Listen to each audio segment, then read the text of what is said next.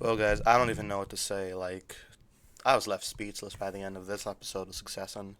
Um, Sometimes when watching the show, you're so fixated on the screen, it's like nothing else matters. I'm not thinking about my job, nothing about school, nothing about any of the books I'm reading. Like, Succession is able to completely, you know, captivate me. Yeah, this was definitely one of the best episodes of the entire series. There'll be spoilers in this video. I highly recommend just watching it before, watching this. Anyway, three, two, one. Whoa, guys, that was crazy. So the episode is called Connell's Wedding, and I just thought it was gonna be like a wedding episode, like maybe like a Lido episode of the season, but no, no, it isn't. So Logan dies. Like, I was not expecting this to happen so early in the season. I thought it was gonna be like maybe the midpoint, or maybe like one of the penultimate episodes. But yeah, like it's very shocking and sudden because he doesn't have this big exit. He doesn't have this big grand speech or any like Emmy-winning moments. He just kind of like he boards the plane and then he dies off screen. It's crazy. And I gotta say, like, the acting for everybody in this episode was intense. They were great. Especially, I think, Sarah Snook, because she doesn't really show Shiv as vulnerable that much. Like, she doesn't really let her emotions show that much. So when she does, it's like raw, and like you're like hooked to it. Jeremy Strong, he's fantastic as always. I think Alan Ruck gets a couple good moments here too, and Kieran Culkin, he does like the denial face so well.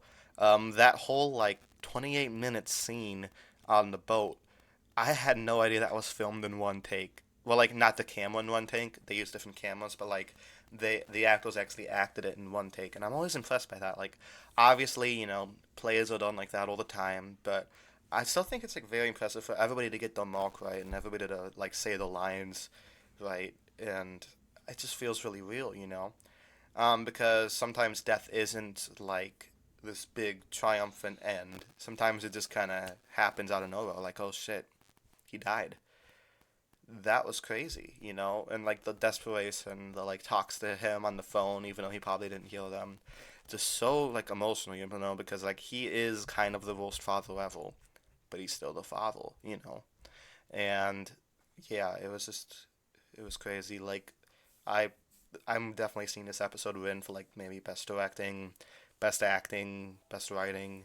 It's like Ozymandias of Breaking Bad level good. And I love that episode of Breaking Bad. And it leaves me thinking like, okay, we're only 3 episodes in, and the big man's dead. What's the rest of the season gonna be about? I had a similar feeling when White Rose got arrested about halfway through the final season of Mr. Robot, and I was like, okay, what's the rest of the season gonna be about? And it completely like throws me for a loop. It's so good. I love when stuff like this happens in a show. You know, I felt like the similar level of shock with Better Call Saul when spoilers dies halfway through the final season, and I was like, oh shit, where's it gonna go from here? So I'm on the edge of my seat. I know, like my entire family's on the edge of their seat. This is like the show right now. um, Rightfully so, because it's awesome.